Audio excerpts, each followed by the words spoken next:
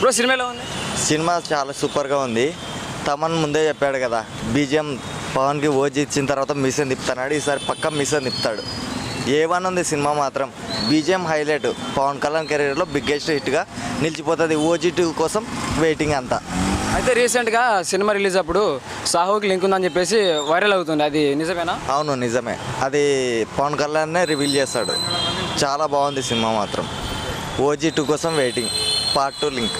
అయితే 40 minutes cinema cut చేశారు కదా సెన్సార్ వాళ్ళు, దీనిపై మీ అది ఇంకా అంటే ఫైట్ సీన్స్ ఎక్కువ ఉన్నాయి కాబట్టి ఏ సర్టిఫికేట్ ఇవ్వడం జరిగింది. కానీ సినిమా మాత్రం ఫ్యాన్స్ మాత్రం అరాచకమే.